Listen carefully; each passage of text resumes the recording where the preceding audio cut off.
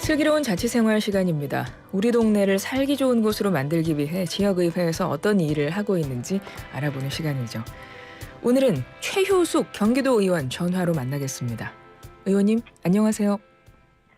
네, 안녕하세요. 슬기로운 라디오 생활 청취자분들께 또 도민분들께 인사 한 말씀 먼저 해주실까요? 네, 안녕하세요. 저는 경기도의회 여성가족평생교육위원회에서 활동 중인 최유숙 도의원입니다. 제가 또 의정활동의 주요 정책들에 대해서 진솔하게 또 이 시간을 통해서 나누고요. 그리고 또 도민 여러분들께 조금이나마 도움이 되는 이야기를 전해드릴 수 있는 계기가 됐으면 좋겠다는 생각이 듭니다. 감사합니다. 네, 반갑습니다, 의원님. 의원님하고는 이 이야기를 가장 먼저 해야 되지 않을까 이런 생각이 듭니다. 유보통합 이야기거든요. 의정활동 초반부터, 의정활동 시작하시면서부터 이 이슈에 관심이 많으셨잖아요. 네네네. 유보통합의 필요성 한 말씀을 해주신다면요. 네, 우리 영유아들이 취약계층에 분류가 되어 있는데요. 우리 아이들이 놀 권리라든지 먹을 권리, 그리고 또 보호받을 권리, 교육의 의무의 권리, 이게 어른들한테 굳이 요구하지 않아도 아이들한테 대한 평등권에 대한 게 분명히 필요한데, 부처가 틀리다 보니까 아이들의 어떤 교육의 격차가 계속 조금씩 편차가 나서 어느 순간부터는 종사자에서부터 기관에 대한 편차들이 있기 때문에 공공의 영역에서는 편차를 줄이고 이 해당되는 아이들에 대한 평등권에 대해서 분명히 필요하다. 그래서 지금 이제는 칼을 들어서 아이들에 대한 평등에 대해서 어른들이 직접 나서야 할 때다라는 생각으로 추진하게 되었습니다. 네. 의원님께서 사실 이 관련 분야에서 오랫동안 일을 하셨잖아요. 네네네네. 네. 23년 정도 했습니다. 그러니까 정확하게 어떤 분야에서 어떤 일을 하셨던 거죠? 네, 저는 어린이집 교사도 했었고요. 좀 강사 생활도 조금 했었고, 네. 그리고 원장도 했었고, 그다음에 연합회 활동도 했었고, 아이들의 권리를 위해서 아이들이 직접 나서지 못하기 때문에 제가 아이들과 교사들의 권리에 의해서 계속 지속적으로 많은 시간 동안 참여를 했고요. 그게 이제 정책 반영을 하기 위해서 또 의원이 되는 소명을 또 안고 또 이 자리에 있었던 것 같습니다.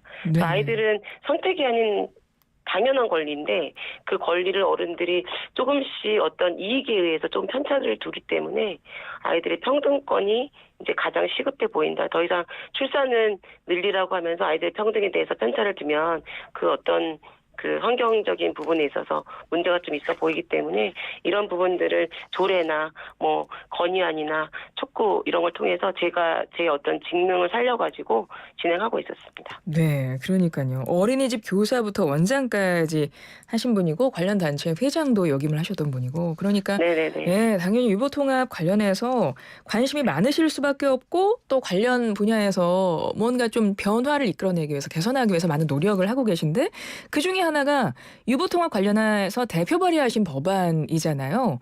네네네. 경기도교육청 영유아 네네. 유보통합 추진지원 조례안으로 알고 있습니다. 소개 좀 부탁드립니다. 네, 저희 그 유보통합 관련돼 가지고 지금까지 전국 최초로 아직 의회나 다른 광역시 차원에서도 이 통합조례 관련된 게 없었는데 사실은 추진단을 대부분 구성을 해야지 아이들이나 재정적인 여건이라든지 교사 처우라든지 이런 부분들을 마련할 수 있는데 그런 게 전혀 없었기 때문에 재정의 건전성 관련된 부분, 그다음에 영유아 유보통합 관련 주요 정책에 관한 사항, 그다음에 관련 기관 단체와 협력에 관한 사항, 현황 조사에 대해서 여러 가지 사항들이 포함하도록 해가지고 자문회의를 설치해야 된다. 그래야지만 유보통합이 완성될 수 있다. 그러기 위해서 이제 임기를 고려해가지고 투명하게 하기 위해서 유보통합 추진 관련된 조례를 대표로 발의하게 되었습니다. 이 조례로 상 받으신 거예요? 이 조례를 상 받았는데 사실은 제가 예. 이 자치학회에서는 작년에도 디지털 정신건강 청소년 디지털 정신건강 관련돼서도 관심이 있었기 때문에 네. 2년 연속 감사하게도 되었습니다. 한국지방자치학회 우수조례로 수상을 하셨거든요. 방금 네. 말씀하셨던 경기도교육청 영유아 유보통합 추진지원조례안으로 받으셨는데 그 전에도 또 받으셨네요. 그래서 너무 감사하고 일단 조례 발의하면 상부터 다른 사람인 줄 알고 주신 거 아닌가. 조례 발의하면 상부터 받고 시작을 하시네요. 그게 예. 뭐 이렇게 뭐 갈목할 만하다고 말씀을 드리기는 어렵고요. 사실은 예. 그 도민 중에는 우리 영유아들도 포함되어 있잖아요. 그렇죠, 그렇죠. 그래서 맞습니다. 근데 이번에 이렇게 정치적인 이슈들이 여러 가지 되면서 또 이 취약계층이 금방이라도 완성될 것 같았는데 이게 완성이 안 되고 이슈가 밀리고 작년에 정부 예산에서 그 영아 아이들 보육료 관련된 것도 동결됐기 때문에 사실은 기관들이 4월 달은 아마 보릿고개를 겪고 있을 거라는 생각이 듭니다. 이제. 유보통합에 대한 이야기는 꽤 오래전부터 들었던 것 같습니다. 지금 유보통합 현재 어느 정도까지 추진이 됐다고 봐야 될까요? 일단은 정부 법안이 뭐 통과가 돼가지고 뭐 괄목할 만한 성과라고는 볼 수 있죠. 이 정부 들어와가지고는요. 네.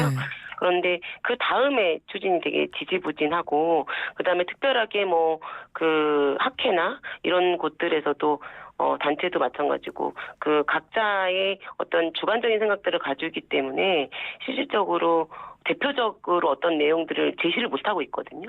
그러다 보니까 또 그리고 정책적인 이슈도 또 같이 맞물려 있었고 그래서 금방이라도 될 것 같았거든요. 2022년도 12월 말에 공표가 되고 나서 2023년도 4년 된 추진돼서 2025년도에는 본격적으로 시작한다 했는데 지금 2025년도가 됐잖아요. 네네. 2025년도에 됐는데 유보통합에 대한 내용들이 너무 물밑으로 흘러 들어간 것 같아서 우리 도민이고 전국적으로 이 영유아들에 대한 어떤 계획이나 이런 것들이 기초부터 설계를 해야 되는데 좀 우선순위에 밀린 것 같아가지고 너무 안타깝고 그리고 경기도 의회가 전국 최초의 축소판이기 때문에 경기도 의회에서 그 역할을 해줘야지 경기도형 모델이 전국의 모델형이다.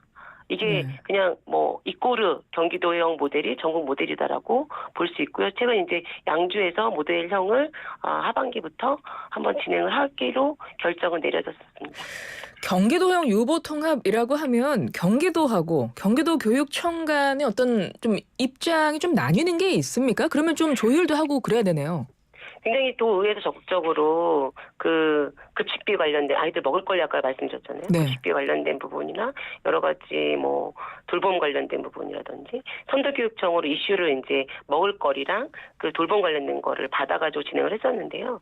유보통합이라고 하다 보니까 0세, 2세에 대한 부분들을 자꾸 놓치고 간과하고 가는 부분들이 있어요. 그래서 그 0세, 2세도 그 아이들이 태어나서부터 0세, 2세도 그 교육의 권리라는 거는 충분하게 평등히 받아야 되는데 전국 교육부에서 지금 그 아이들 간식에 해당되는 부분, 먹거리에 대한 해당되는 부분을 공평하게 진행되고 있지 않기 때문에 지금 많은 아이들이 먹을거리에 대해서 또 차별을 받고 있다. 이렇게 봐지고요. 사실은 일원화하겠다 했고 재정적인 부분들도 많이 통합하겠다고 했으나 실질적으로 그 부분이 잘 이루어지고 있지 않아서 도의회에서 적극적으로 같이 함께 해라라고 도교육청을 통해서 압박을 하고 있고 교육청도 적극적인 행정을 통해 가지고 같이 지속적으로 아이들의 평등권에 대해서 계속 지속적인 하고 있어요. 경기도교육청이 굉장히 적극적으로 진행하고 있다라고는 말씀을 드리는데 아무래도 상위법에 대한 여러 가지 어려운 부분들이 있기 때문에 경기도만이 해결돼야 될 숙제가 아니고 상위법에서 좀 풀어줘야 될 부분들이 있다. 그래서 경기도교육청에서 이 추진단을 통해 가지고 저희가 이제 뭐 앞으로 뭐 대선 국면도 들어가겠지만 우리 정부에다가 이슈를 교육부에다 던져주면 그거에 대한 해결책이 그나마 좀 되지 않을까라는 생각을 하고 있습니다. 근데 유보통합에 대한 반대하는 목소리도 나오잖아요. 특히 현재 유치원 교사들 입장에서는 그 교사 자격을 두고 좀 이야기들을 많이 하시더라고요. 그 부분에 있어서 좀 합의점은 어떻게 찾을 수 있을까요? 어떤 고민을 하고 계십니까? 네, 제가 예전에 방송 출연한 적이 있었어요. 공공 영역에 있었던 부분에 있어서 지금 많은 그 교사들도 임용고시를 치르고 한 교사들이 장학사로도 활동하고 있고요. 그리고 그 병설이나 단설 교사들로 활용하고 진행하고 있기 때문에 공공의 영역에 대한 교사 자격 기준에 대해서는 특별하게 큰 이슈가 본인들은 걱정하고 있지만 그게 문제가 될 것 같아 보이지는 않고요. 근데 다만 이제 그 공공도 있고 민간이 공공을 대신해가지고 하는 역할들이 있었잖아요. 네. 거기에는 교사들의 자격 기준에 대해서는 실적으로 통합 자격 체계 관리를 통해 가지고 아마 교육부에서도 그거를 진행하고 있는 걸로 알고 있습니다. 그래서 유아교육 전문성과 그다음에 보육의 전문성에 대해서 특별한 이수 시간이 거친다면 그 이수 시간을 거치고 나서 그 교사의 자격의 양성 그 자격증을 양성해가지고 그 통합 자격증 시스템으로 구축돼야 된다는 생각을 하고 있습니다. 그래서 맨 처음에 반대했던 목소리하고는 좀 다르게 아이들의 평등권과 그다음에 본인들의 각자의 자격 기준들이 다름을 알고 있기 때문에 이 부분에 대해서는 조금 이슈가 수그러든 걸로 알고 있습니다. 네. 경기도 의원님들을 이렇게 모시면 말씀을 나누고 나면 제가 꼭 드리는 질문이 있습니다. 네. 내 인생의 명곡, 내 인생을 대변하는 노래를 꼭 여쭤보거든요. 의원님은 어떤 노래가 있으세요? 제가 최근에 나는 반딧불이라는 노래를 굉장히 좋아했었는데 네.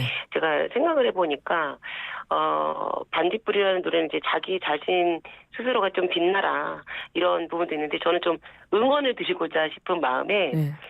제이슨 모라즈의 럭키라는 노래로 네. 좀 말씀을 드리고 싶어요. 그래서 좀 내가 사랑하는 사람과 내 사랑하는 친구가 같이 사랑에 빠졌지만 난 너네들의 행복을 위해서 언제든지 응원한다라는 의미로 모든 분들의 행복을 제가 좀 응원해드리고 싶고 또 보이지 않는 곳에 있는 취약계층에 대해서 지금 이런 어려운 상황에서는 취약계층은 더 어려울 거거든요. 그렇죠. 그 취약계층의 상황을 제가 언제나 응원하고 그들에게 1%라도 힘이 된다면 그거를 위해서 도의회의 의원으로서 활동하는 일을 최선을 다하겠다라는 말씀을 하기 위해서 오늘 럭키로 제이슨 모라즈의 럭키로 결정했습니다. 네, 진짜 요즘에 많은 분들에게 위로와 힘이 필요한 시기이잖아요. 너무나 네. 잘 어울리는 노래를 알려주신 것 같아요. 제이슨 무라즈의 럭키, 최효수 경기도 의원의 내 인생의 명곡입니다. 의원님과 인터뷰 마무리하고 바로 청취자분들과 함께 들어보겠습니다. 의원님 오늘 말씀 감사합니다. 네, 감사합니다.